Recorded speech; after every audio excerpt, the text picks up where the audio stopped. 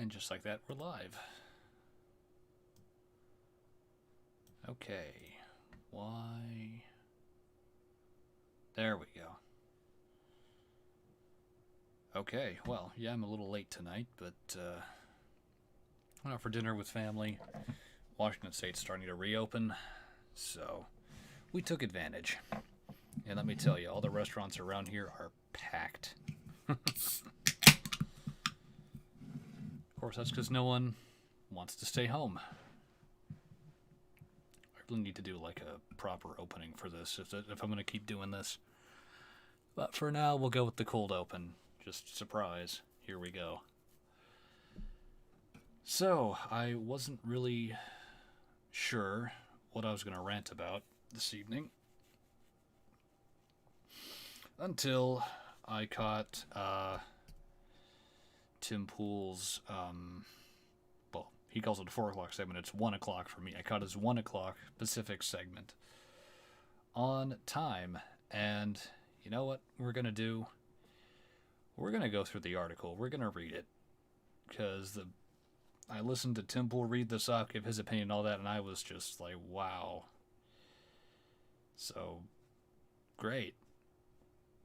Great, it's all just a game to the establishment. So, let me see if I can just pull this up. Visible, and there we go. From Time.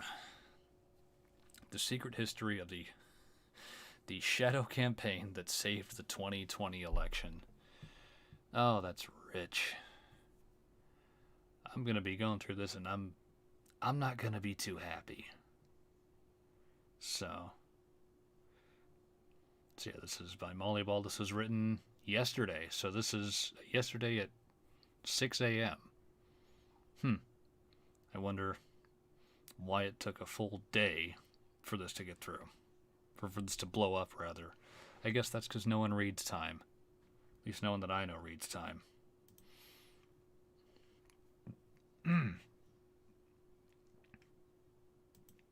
It's been a while since I've just sat and read an article. So, here we go. My lips are dry. That's always fun. And I've got an IPA, so that's going to make things even more fun. A weird thing happened right after the November 3rd election. Nothing. The nation was braced for chaos. Liberal groups had vowed to take the streets, planning hundreds of protests across the country. Right-wing militias were girding for battle. In a poll before Election Day, 75% of Americans voiced concern about violence. Voice concern or voice concern? I would have said voice concerns, not concern, but whatever. Instead, an eerie quiet descended. As President Trump refused to concede, the response was not mass action, but crickets. When media organizations called the race for Joe Biden on November 7th, jubilation broke out instead as people thronged cities across the U.S. to celebrate the democratic process that resulted in Trump's ouster. Jubilation broke out and people violated COVID guidelines. Like, what?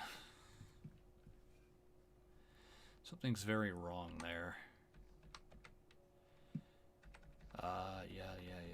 Yada. After the U.S. after Biden wins presidential race. Yeah, look at all these people. Where's the 6-foot rule? Where's the mat? Well, I'm sure they're all masked up, or most of them are, but you had people in the streets sharing champagne bottles with complete strangers, and while the pandemic was going on. I mean, we've all known that this thing's been just built up the wrong way. Or built up to be some sort of a boogeyman. Like, I'm not saying the virus isn't real, but I think it is far less of a problem than people have made it out to be. Again, that's my opinion. Take that where you will. Oh, God. A second odd thing happened amid Trump's attempts to reverse the result. Corporate America turned on him. Hundreds of major business leaders many of whom had backed Trump's candidacy and supported his policies, called on him to concede. To the president, something felt amiss. It was all very, very strange, Trump said on December 2nd. Within days after the election, we witnessed an orchestrated effort to anoint the winner, even while many key states were still being counted. Yeah, I thought that was weird too. Like Fox News calling it for Arizona before, like, what were they at? Like 30% of the votes had even come in? So many states called it prematurely. Well, not so many, but a fair few states called it prematurely. And then you had those unexplained vote dubs at, like, was it 4 a.m. in Arizona and in other major states? It's like, where did these votes come from? Why weren't these looked into? Now, you can say that Trump's cases were thrown out. Well, a lot of legal experts had said that these cases that Trump was putting forth would win on the merits, but the cases were thrown out on standing, not on merit, meaning the court didn't even consider the evidence. They said, too late, bye. You're past your filing date, or something like that. You have no standing, out you go. That's not a proper investigation. That's really dismissive. Now, I can understand, if I were a judge, I wouldn't want to be the one to potentially disenfranchise millions of votes. I get it. But at this point now, with this whole back and forth about whether was the election rigged, was it not, it's about integrity. It's about trust in the electoral process. And I think that has just been upended for a lot of people. Anyway, moving on. In a way, Trump was right. There was a conspiracy unfolding behind the scenes, one that both curtailed the protests and coordinated the resistance from CEOs. So they're admitting that people were conspiring against Trump. Usually conspiracies are to commit crime, based on the dictionary definition, unless that changes in the next, 5 minutes. Like, this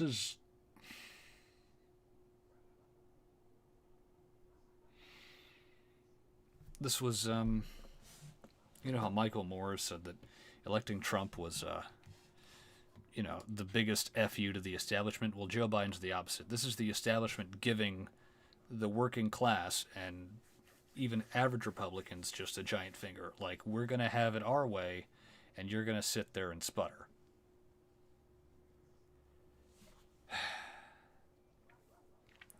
Both surprises were the result of an informal alliance between left-wing activists and business titans. The pact was formalized in a terse, little-noticed joint statement. I cannot read, goddamn. Little-noticed joint statement of the U.S. Chamber of Commerce and AFL-CIO published on Election Day. Both sides would come to see it as a sort of implicit bargain, inspired by the summer's massive, sometimes destructive racial justice protests. Sometimes destructive? How about mostly destructive?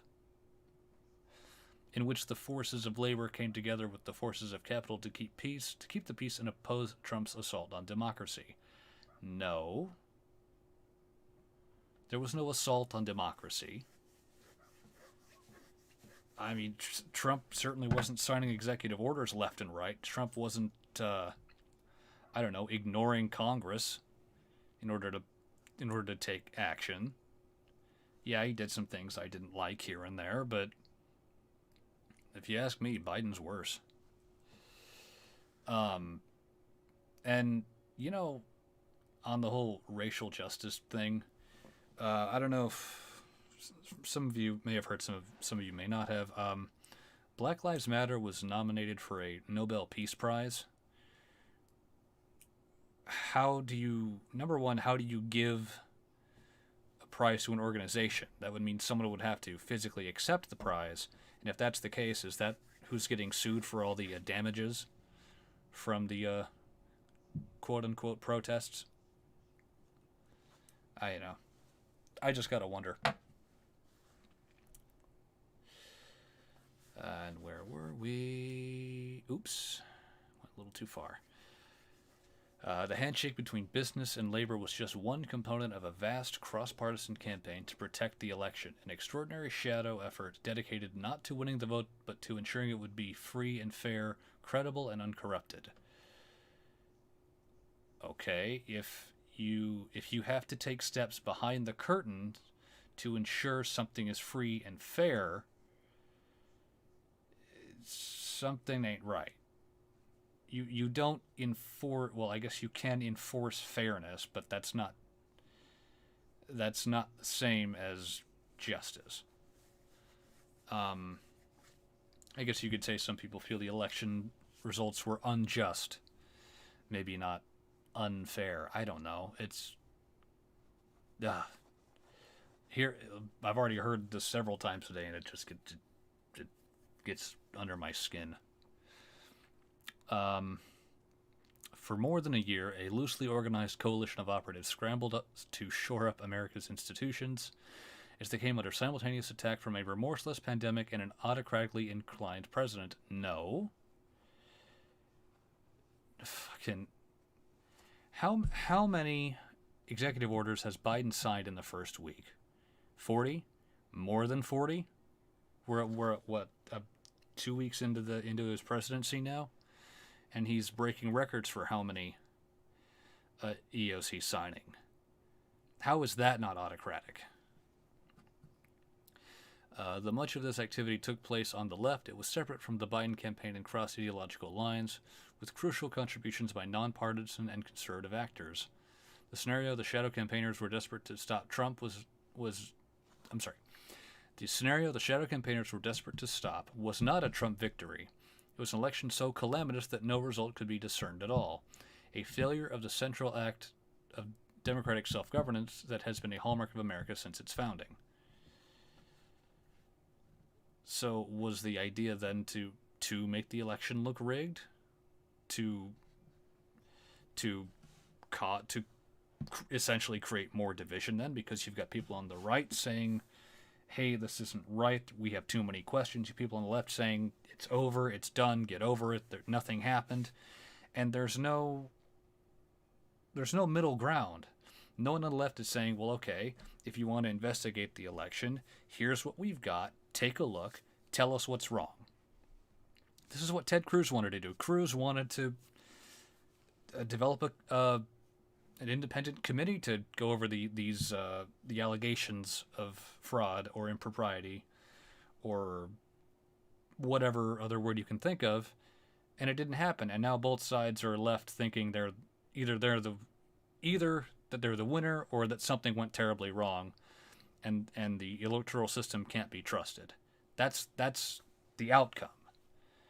And it sounds like this shadow group or whatever it is, they got what they wanted, which is just complete bedlam and more division. So, of course, when Biden is calling for unity, it's no surprise that his supporters, or some of his supporters, some that I know personally, want nothing to do with even moderate Republicans at all. All right. Their work touched every aspect of the election. They got states to change voting systems and laws and helped secure hundreds of millions in public and private funding. They fended off voter suppression lawsuits, recruited armies of poll workers, and got millions of people to vote by mail for the first time. Okay. Most of this, mail-in voting, for the most part, was done without permission of the legislatures and just crammed through by secretaries of state and governors. That violates the Constitution. But nope, it must be fine because it was done. So yeah, nothing to see here, folks. As for voter suppression, I don't understand how being against mail-in voting for the solely because it can be easily exploited, I don't see how that's voter suppression. It's one thing to just say, let's say someone comes up to you and says, I am against mail-in voting in all forms, 100%, period. Okay, You could make the case that that could be voter suppression. But if you're someone like me who's like, okay, well, let's not just implement it wholesale. Let's take a look at the process, see if we can put some safeguards in place, and try to make this as secure as possible. Let's be reasonable about this. I mean, I'd like as many people to vote as possible. I want that to happen. But if you just go mail-in voting and leave it at that, it's like, okay, but what if this? Don't care, mail-in voting. You get a ballot. Everybody gets a ballot. It's like you're not thinking this through. Something I always say is that Democrats tend to think on the macro, Republicans tend to think on the micro. So what the Democrats have been concerned with is, how do we get as many ballots out to as many people as possible to ensure high voter count, which is fine. I'm okay with that. And Republicans go, okay, how do we make sure these ballots get to the right people? And that someone doesn't get 2, 3, 4, 7, 12 ballots, or ballots with, a deceased relative or their pet or something like that. And Democrats don't want that. Like, oh, you're just trying to obstruct our process. It's like, no, we're trying to put some constraints on here to make sure that nothing goes wrong. It's like Democrats want to make the game, but they don't want to worry about the rules. The Republicans want to worry about the rules to make the game function properly. Which is why they keep trying to play by the Democrats' rules, even though the Democrats keep changing the rules whenever they feel like it. And on a slight tangent coming off of mail-in voting, voter ID is... Someone explained to me how that counts as voter suppression when I mean this, I don't know anybody who doesn't have a driver's license or a passport. Or even like a university ID. Some sort of photo ID. It's not hard to get. Okay, maybe in big cities, the DMV is just around the corner. Where I live, I gotta go either one town north or one town south to get my ID renewed, but it's not that big a deal. You could make the case that voter ID is more suppressive in rural counties per se, but most of the rural counties already have voter ID in place, ergo it's not a problem. I don't know. I'm talking in circles. Let's move on.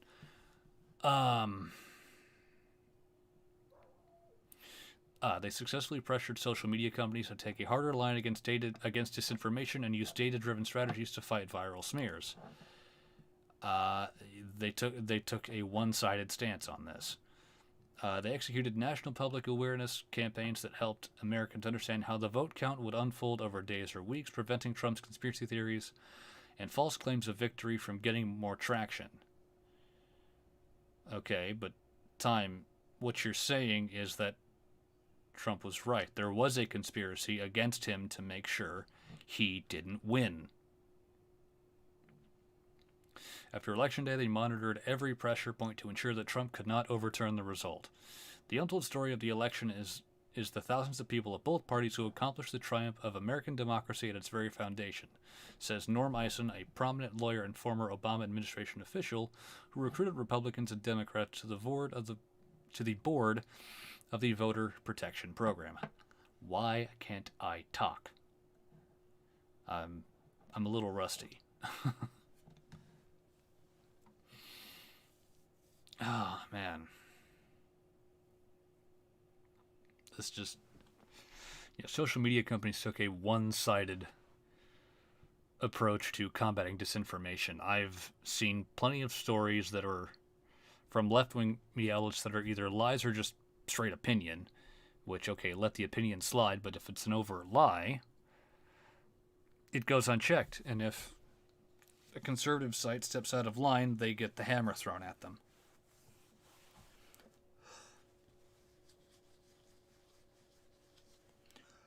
Sorry, cleaning my glasses. Oh. Excuse me. All right. Yeah, we covered that paragraph. For Trump and his allies were running their own campaign to spoil the election. No. There's no proof of that. The president spent months insisting that mail-in ballots, copy editor, were a Democratic plot and the election would be rigged. But you're kind of admitting it was, but not by election officials, just by people doing things. It's like they're saying, "Oh, it wasn't rigged, but we did fix the election." It's like, make up your mind. You're dancing dangerously close to both here. His henchmen at the state level sought to block their use, while his lawyers brought dozens of spurious suits to make it more difficult to vote. An intensification of the GOP's legacy of suppressive tactics. What? I don't remember any of Trump's lawyers trying to block mail-in voting. I remember lots of lawyers being sent to dispute the election results. That's not the same thing as making it more difficult to vote. Maybe someone in chat can correct me there, but I don't remember Trump sending lawyers to stop mail-in voting. I don't remember that. Before the election, Trump plotted to block a legitimate vote count, and he spent the months following November 3rd trying to steal the election. He'd lost with lawsuits and conspiracy theories, pressure on state and local officials, and finally summoning his army of supporters to the January 6th rally that ended in deadly violence at the Capitol. Lawsuits, not conspiracy theories. It was impropriety that was not investigated. We have video evidence of suspicious activity. We don't know what it is because nobody looked into it. I could speculate. I'm not going to say anything. I'm gonna play the beanie card here, and I'm not going to say anything definitive. I can give you my 2 cents on what I think it was, what it possibly could be, like the gal pulling out boxes of ballots from under that table after everyone had been dismissed for the evening. It's, you look at the vote counts in some states and there's just a spike around 4 a.m. when there's not supposed to be anybody there doing any counting. So what's going on there?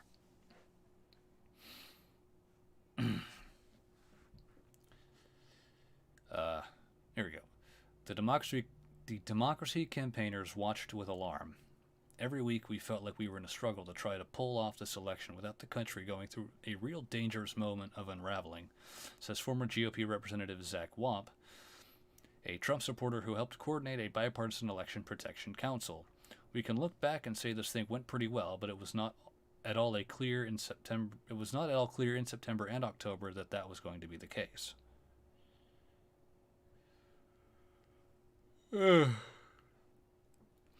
This is the inside story of the conspiracy to save the 2020 election, based on access to the group's inner workings.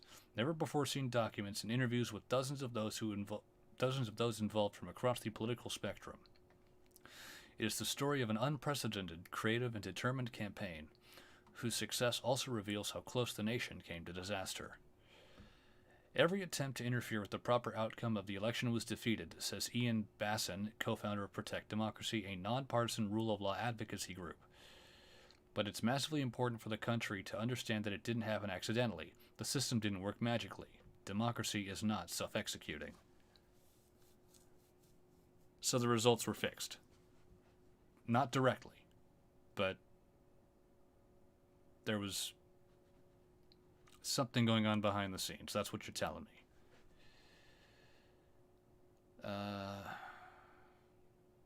Every attempt to interfere with the proper outcome of the election was defeated. Not defeated, dismissed. Like Sean Parnell's lawsuit would have won on the merits, but the court dismissed it on, I think, laches, meaning they claimed they claimed that Parnell filed too late. Parnell's, I think he's a representative for Pennsylvania, or he was running for representative of Pennsylvania, one of the two. They wanted to challenge the results, and I believe he said on Timcast IRL that, I know I keep citing Tim Pool because that's all I watch. I'm so terrible. I watch him the most. But I believe he said that if they had overturned the results, he would have lost, and he went, okay, that's fine, so long as it preserves, what would you say? So long as it preserves the electoral integrity. But that didn't happen. Or maybe it wasn't Parnell. I think it was, I'm probably thinking of someone else. It wasn't really a defeat in court, it was just ignored. That's not the same as a defeat. When you defeat something, it goes away. The questions that people had around the election did not just go away. The lack of answers led to something terrible, and it probably did, in some capacity, boil over onto the January 6th riots. But, yeah. Thank God I'm not subscribed to Time. That's what the participants want the secret history of the 2020 election told, even though it sounds like a paranoid fever dream. A well-funded cabal of powerful people ranging across industries and ideologies, working together behind the scenes to influence perceptions, change rules and laws, steer media coverage, and control the flow of information. They were not rigging the election, they were fortifying it. And they believe the public needs to understand the system's fragility in order to ensure that democracy in America endures. If you have to change people's perceptions, if you have to change rules and laws, if you have to alter media coverage and you have to control information flow, that is not fortification of democracy, that is fixing it. That is fixing the odds. If you're telling people what to think, what to say, what they should believe, what is true, what is not true, rather than letting it happen organically and letting people decide what they want to read for themselves, that's not fortifying democracy. That's fixing the odds. This goes for Twitter, this goes for Facebook, this goes for every site that buried the Hunter Biden story. What was it, 19% of voters said if they'd known about Hunter Biden, they would have voted for Trump? That's a significant margin. Could it have swung the election? I personally doubt it. But that's still a significant voter margin.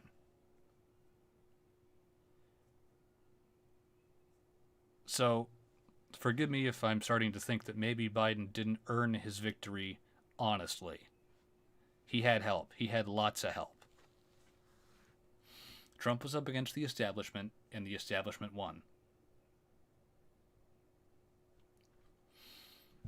The architect.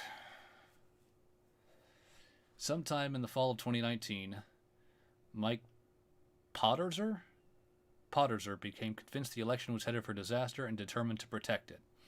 This was not his usual purview. For nearly a quarter century, Potterser, senior advisor to the president of the AFL-CIO, the nation's largest union federation, has marshaled the latest tactics and data to help its favored candidates win elections. The Union Federation, who probably had unions in it that endorsed Biden, and then the first thing Biden did was go and take anti-union action. Canceling the pipeline put a lot of union jobs, or threw a lot of union jobs up in smoke. How the hell?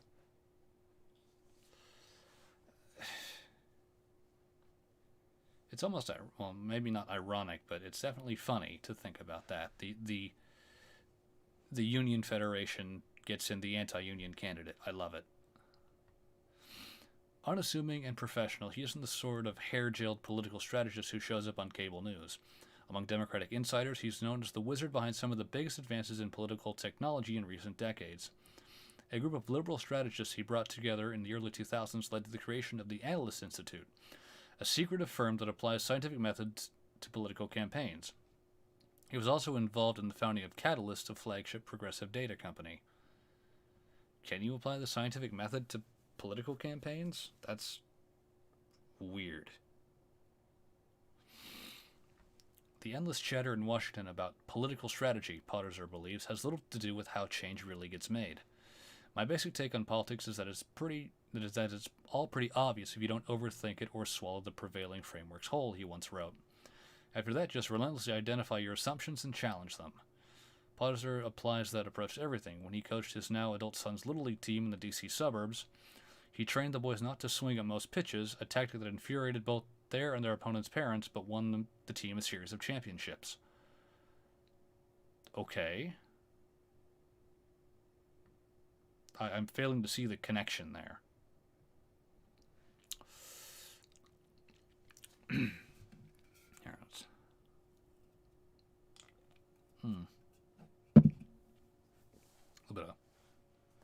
A little bit of liquids there. All right. Trump's election in 2016, credited in part to his unusual strength among the sort of blue-collar white workers who once dominated the AFL-CIO, prompted Potterser to question his assumptions about voter behavior. He began circulating weekly number-crunching memos to a small circle of allies and hosting strategy sessions in D.C. But when he began to worry about the election itself, he didn't want to seem paranoid. It was only after months of research that he introduced his concerns in his newsletter in October 2019. The usual tools of data, analytics, and polling would not be sufficient in a situation where the president himself was trying to disrupt the election, he wrote. Most of our planning takes us through Election Day, he noted, but we are not prepared for the two most likely outcomes, Trump losing and refusing to concede, and Trump winning the Electoral College despite losing the popular vote by corrupting the voting process in key states. No, that's what the Electoral College is for. It is supposed to be a safeguard against majority rule. But in Biden's case, what we're seeing now is the majority rule is not coming from states, but it's coming from cities. Washington State, for instance, I think it was like 6 or 7 counties out of all of them. Out of every county in Washington State, I think 6 or 7, maybe 8 went blue. Every other county went red. But yet, because of population, Inslee got his third term, and the votes went to Biden. Granted, I don't know when the last time it was that Washington went red, but if you look at the map, it's like, wow, like a lot of counties went red. Or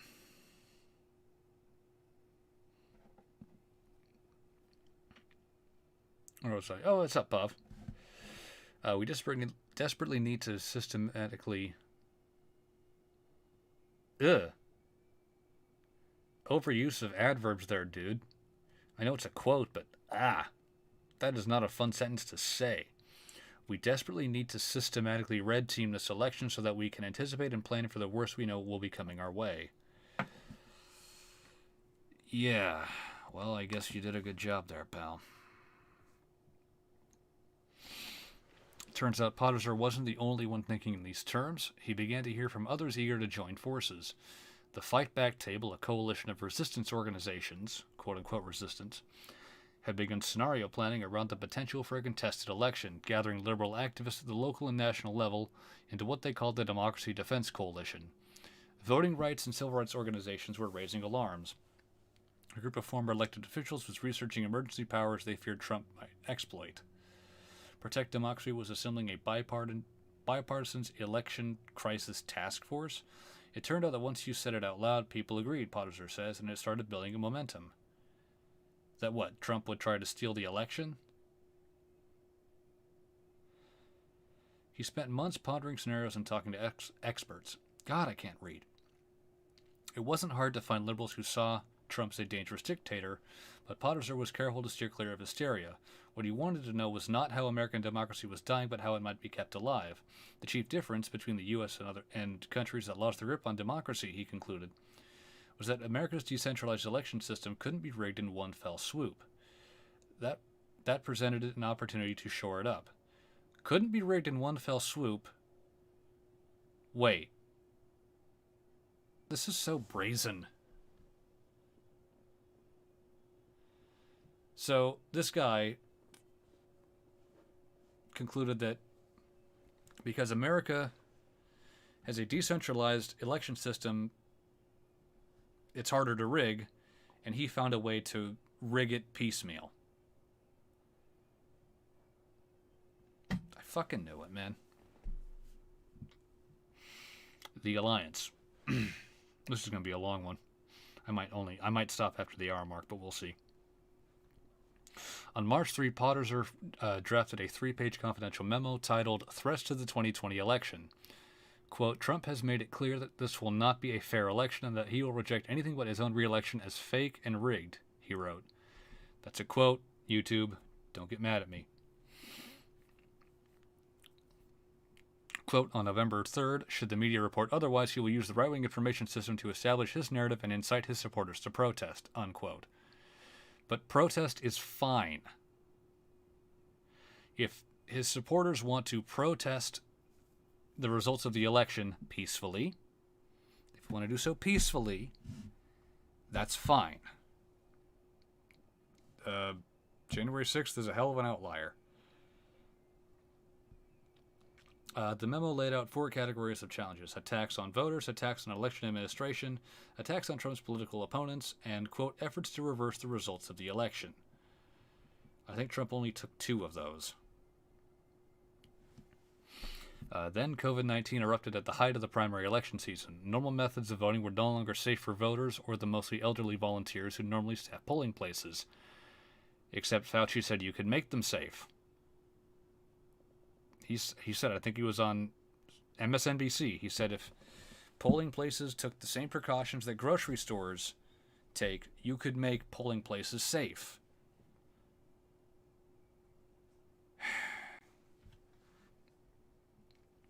But political disagreements intensified by Trump's crusade against mail-in voting, not mail voting, mail-in voting,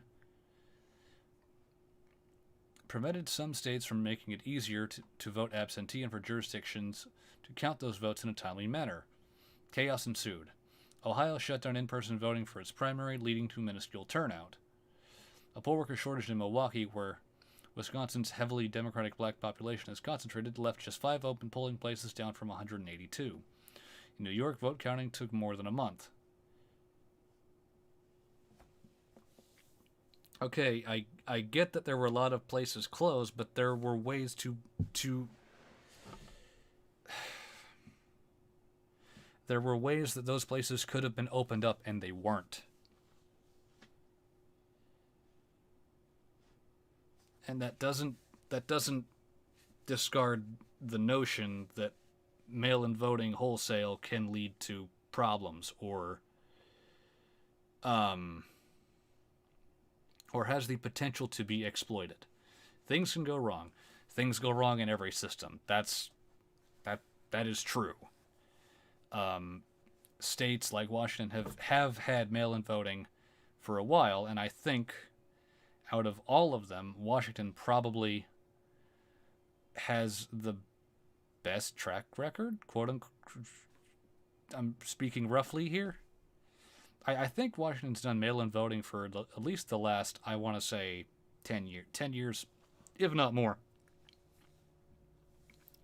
So when mail-in voting was greenlit by secretaries of state or governors or what have you, in a lot of these states where it hadn't been done before, you can expect that this would lead to problems. Lead to a lot of problems. So, okay. We're making good time. So I don't know if I'll get through this entire article tonight. Oh, Pav, to push back there. Some people were saying, yeah, some people were saying it could change the election or throw out the results. I just wanted these things to be looked into. Whether or not the results were thrown out, cases of irregularity or impropriety, I don't think it hurts to be like, okay, let's check this out. Let's see, what's going on here. Why is there a spike here? Why is this statistically impossible? Why did this happen? How did this happen? I don't think that's unreasonable. And if If it doesn't change the outcome, then okay, fine. It was a 1 in a billion fluke. I guess maybe candidate A or B at this whatever happened to, I don't know, be lucky. I don't know. But the fact that the Democrats were just so adamant about having no investigation, something ain't right there. And it's basically in this article, they're just kind of, the mask is up. They're saying, yep, we fixed the election. We didn't rig it, but we took steps to fix the odds. So, yeah. Suddenly, the potential for a November meltdown was obvious. In his apartment in the D.C. suburbs, Potterser began working from his laptop at the kitchen table, holding back-to-back Zoom meetings for hours a day with his network of contacts across the progressive universe. The labor movement, the institutional left, like Planned Parenthood and Greenpeace, resistance groups like Indivisible and Move On, progressive data geeks and strategists, representatives of donors and foundations, state-level grassroots organizers, racial justice activists, and others. See a video of head guy who's rep, I take it you mean Republican, going through all the reported issues. Right. Okay, I'll have to look into that. But my point stands these weren't. It didn't get to a court. I would have wanted to see some of this resolved in court. That's just me. Like, set some kind of a legal precedent here to at least try and iron out the irregularity. I don't know if that makes sense. In April, Podzer began hosting a weekly 2.5-hour Zoom. It was structured around a series of rapid-fire 5-minute presentations on everything from which ads were working to messaging to legal strategy. The invitation-only gathering soon attracted hundreds, creating a rare shared base of knowledge for the fractious progressive movement. At the risk of talking trash about the left, there's not a lot of good information sharing, says Anat Shanker-Osorio, a close Potterser friend whose poll-tested messaging guidance shaped the group's approach.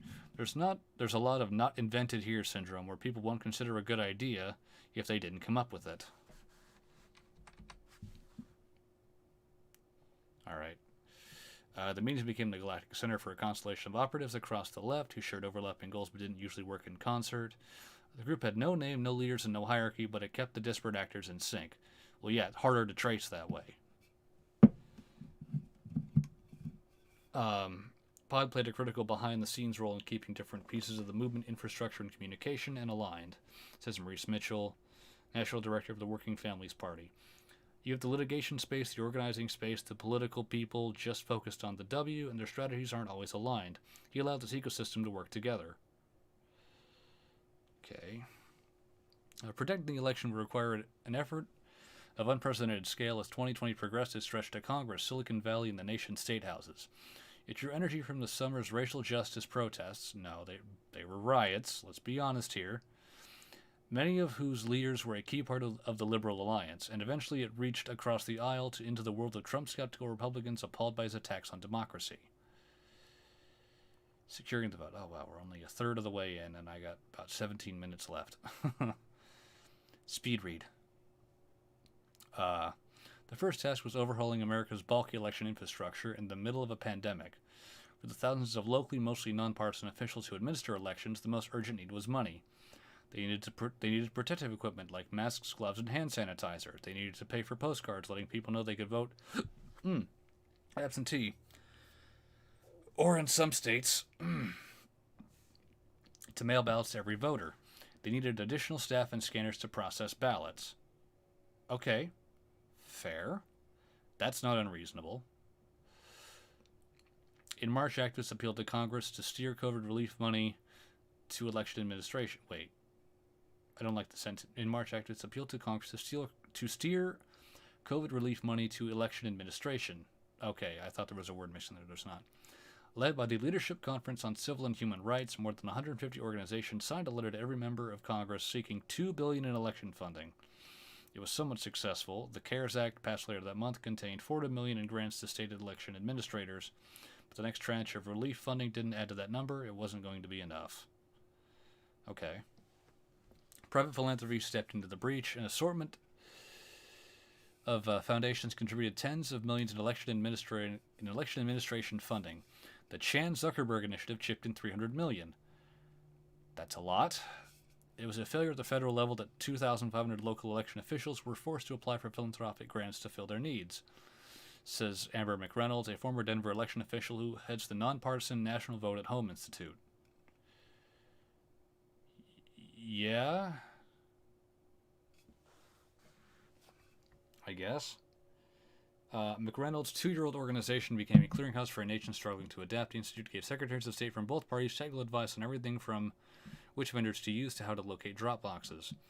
Local officials are the most trusted sources of election information. But sorry, throat's getting dry. But few can afford a press secretary, so the Institute distributed communications toolkits. In a presentation to Potter's group, McReynolds detailed the importance of absentee ballots for shortening lines at polling places and preventing an election crisis. In principle, I have nothing wrong with absentee ballots. I have nothing wrong. I see nothing wrong with mail-in voting. Again, I think what the problem is when you use it as when you rush it as a fix.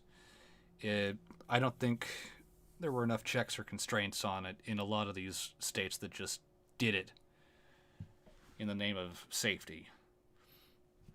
A knee-jerk reaction in the name of safety is not always the best reaction. The Institute's work helped 37 states and D.C. bolster mail-in voting. That's going to bother me every time I see mail voting. It's like, no, it's mail-in voting. Come on, guys. At least they're consistent with their typos. But it wouldn't be worth much if people didn't take advantage. Part of the challenge was logistical. Each state has different rules for when and how ballots should be requested and returned. The Voter Participation Center, which in a normal year would have developed canvassers door-to-door to get out the vote, instead conducted focus groups in April and May to find out what would get people to vote by mail. In August and September, it sent ballot applications to 15 million people in key states, 4.6 million of whom returned them. That's really low. A lot of people did not want to vote. In mailings and digital ads, the group urged people not to wait for Election Day. All the work we've done for 17 years was built for this moment of bringing democracy to people's doorsteps, says Tom Lopak, the center's CEO. Yeah, early voting and mail-in voting gave Biden an advantage because, let's be honest, Republicans don't typically vote by mail. They like to vote in person. They like to see that their vote is counting when they pull that lever. So, as Tim Pool likes to say, the election wasn't rigged, Trump got Ocean's 11'd. The effort had to overcome heightened skepticism in some communities. Many black voters preferred to exercise their franchise in person or didn't trust the mail. Yeah. National civil rights groups worked with local organizations to get the word out that this was the best way to ensure one's vote was counted. I just disagree with that. In Philadelphia, for example, advocates distributed voting safety kits containing masks, hand sanitizer, and informational brochures. If you're voting by mail, why do you need a mask, hand sanitizer? The informational brochure I get, but why the mask and sanitizer? I guess just people like free stuff. We had to get the message out that this is safe, reliable, and you can trust it, says Hannah Freed of All Voting is Local.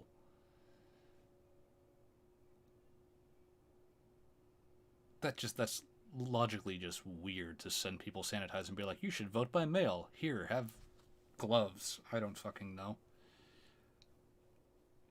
At the same time, Democratic lawyers battled a historic tide of pre-election litigation. The pandemic intensified the party's usual tangling in the courts. The lawyers noticed something else as well.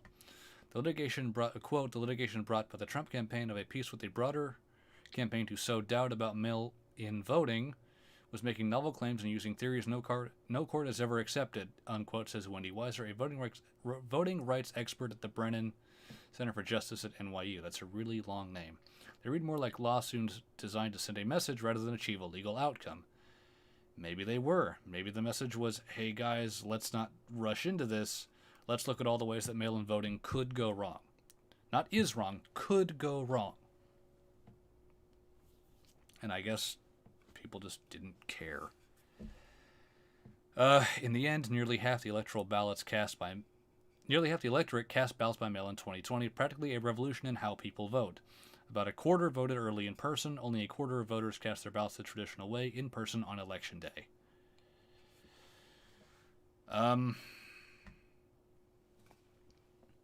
Jesus Christ.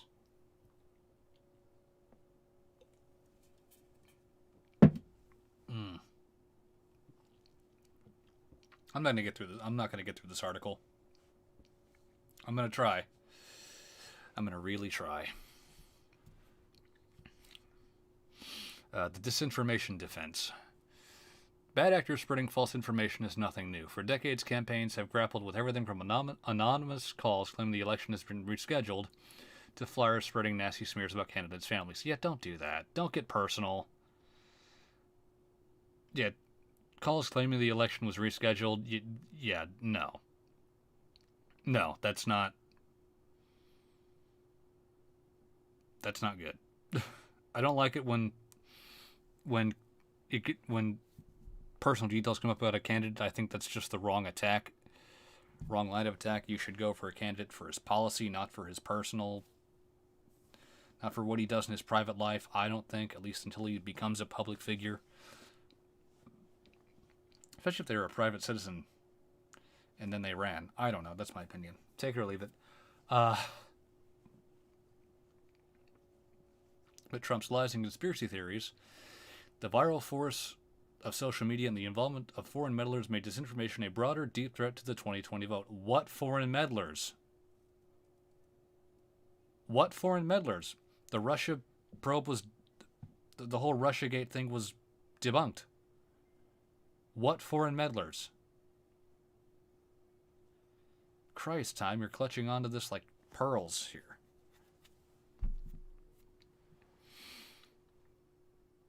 Okay. Laura Quinn, a veteran progressive operative who co-founded Catalyst, began studying this problem a few years ago. She piloted a nameless secret project, which she has never before publicly discussed, that tracked disinformation online and tried to figure out how to combat it. One component was tracking dangerous lies that might otherwise spread unnoticed.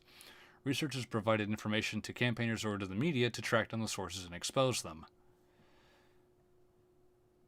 What's the difference between a lie and a mistake?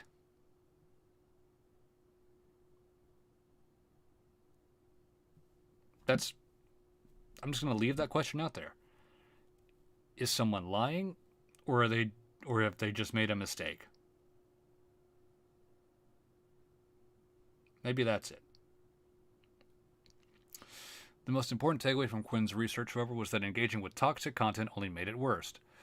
When you get attacked, the instinct is to push back, call it out, say this isn't true, Quinn says. But the more engagement something gets, the more the platforms boost it. The algorithm reads that as, oh, this is popular, people want more of it. Yeah, that's kind of the fault of the algorithms. If you base everything on likes and retweets, something that could be false or just a joke, for that matter, could just get traction because people are liking it a bunch or retweeting it a bunch. You see some stuff in, like the trending tabs on Twitter. It's like, half of it just doesn't make any sense. The solution, she concluded, was to pressure platforms to enforce their rules by both by removing content or accounts that spread disinformation and by more aggressively policing it in the first place. The platforms that have policies against certain types of malign behavior... words. The platforms have policies against certain types of malign behavior, but they haven't been enforcing them, she says. Yeah, they also don't clearly define what some of that malign behavior is by hiding behind Section 230. I think Section 230 has a clause that's worded as, otherwise objectionable content. Well, what's otherwise objectionable? That's such an open-ended term that you can use it to cover anything. Man. We're either in Cyberpunk or we're getting really close to Shadowrun. Probably, or is it, well, maybe Mirror's Edge. Isn't Mirror's Edge like you play a message runner, but the messages contain harmful information, quote unquote? I don't know. I've never played Mirror's Edge. I don't always do well with parkour games. Okay, we read that paragraph. Quinn's research gave ammunition to advocates pushing social media platforms to take a harder line. In November 2019, Mark Zuckerberg invited 9 civil rights leaders to dinner at his home, where they warned them about the danger of the election-related falsehoods that were already spreading unchecked. It took pushing, urging, conversations, brainstorming, all of that to get to a place where we ended up with more rigorous rules and enforcement, says Vanita Gupta, a president and CEO of the Leadership Conference on Civil and Human Rights, who attended the dinner and also met with Twitter CEO Jack Dorsey and others. Gupta has been nominated for Associate Attorney General by President Biden. Oh, good. Quote, it was a struggle, but we got to the point where they understood the problem. Was it enough? Probably not. Was it later than we wanted? Yes. But it was really important, given the level of official disinformation, that they had those rules in place and were tagging things and taking them down. So, pushing Facebook to potentially censor things more. I mean, it's one thing to say the election is canceled. It's another thing to say, well, what would be an example of disinformation? Like, that's not blatant, but could be construed as such. I could even think of one, because you can't just cancel an election. It doesn't work that way. Spreading the word. Oh, God, I'm only halfway done. Oh... beyond battling bad information, there was a need to rapidly explain. You know, I'm just going to skip ahead to the next section. I mean, I've been reading this paragraph for paragraph, but this is getting kind of into the weeds. Bipartisan group of elected officials, military leaders, yada, yada, yada. Ad. Congressman. TeknoAXE.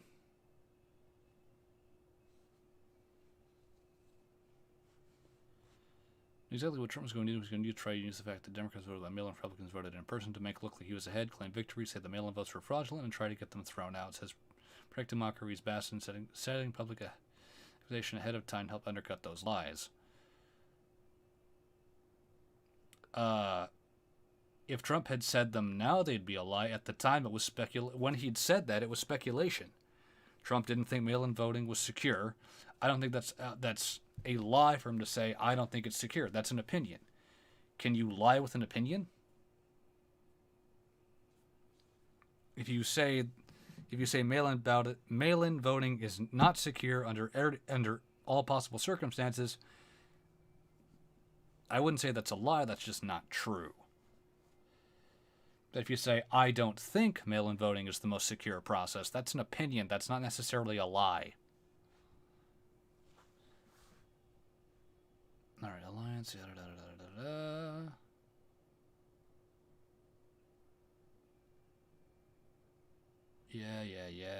Yeah. Blue Shift. Red Mirage is more like it. People Power. Yeah, killing a George Floyd. There was one part of this, and I did not realize this was so long. Racial justice protests, yada, yada, yada, yada, yada. Rarely want to send a more bipartisan message. So...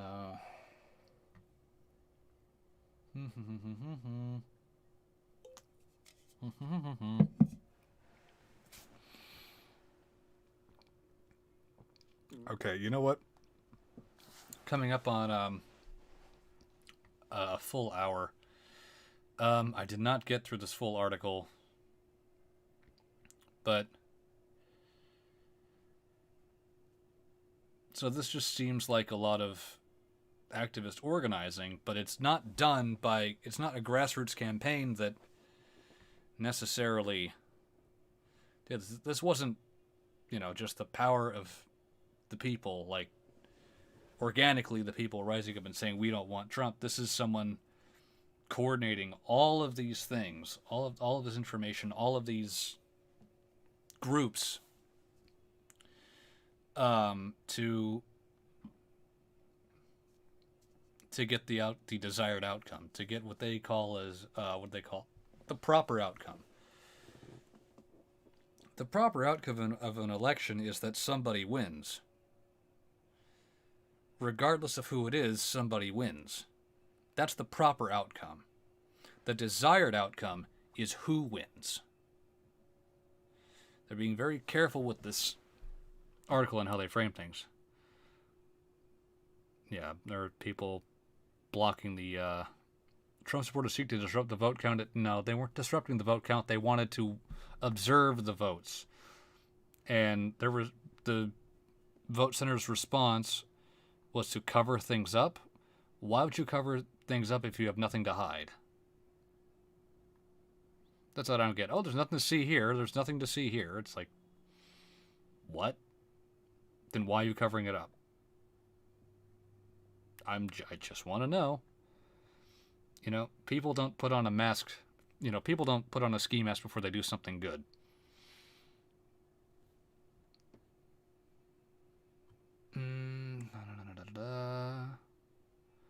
Yada, yada, yada.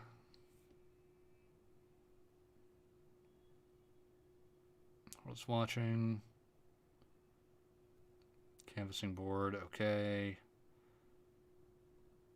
How close we came. Yada, yada, yada, yada, yada.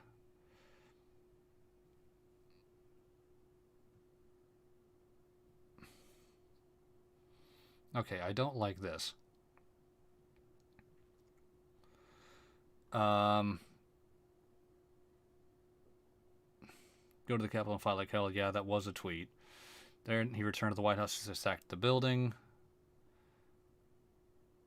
Not the whole crowd, a handful of them. Okay? Like, it was not everyone who was at the Capitol, in the Capitol complex, stormed the Capitol building. It was a much smaller group. Most people just went home.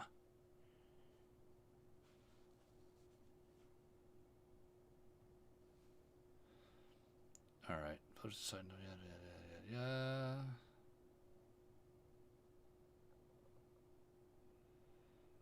Okay, Trump's in Florida face.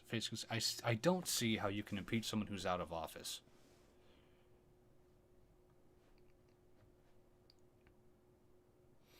I think they might have made some changes to this article. Maybe, I don't know. Correction appended February 5th. The original version of the story misstated the name of Norton. Okay. Here's the February 15th, 2021 issue of Time. Okay. Because, yeah, there was mention of the preferred, or, yeah, something like this earlier. There was mention of the preferred outcome or something like that, and no, it's like, if you're going to use words like that, it's like, no, you were trying to tip the scales to fix the odds. So it's not a direct rigging per se, but yeah, it wasn't a fair fight. I'll put it that way. I'll leave it there. I'm going to keep this stream open for another 5 minutes if anyone has any questions in chat. Do a little Q&A. See what y'all think. I am sorry I didn't get to read through the entire article. My throat's starting to hurt. I'm definitely out of touch, or I'm rusty for reading these long-form articles. I gotta pick smaller ones.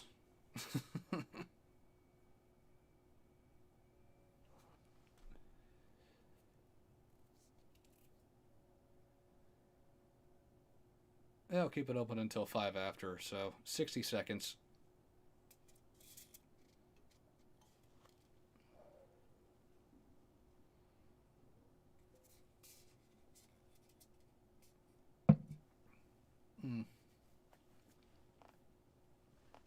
Anyone at all?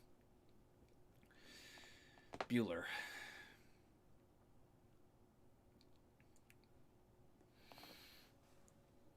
Bueller.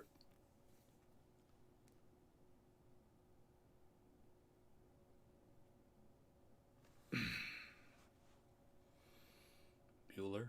The fucking.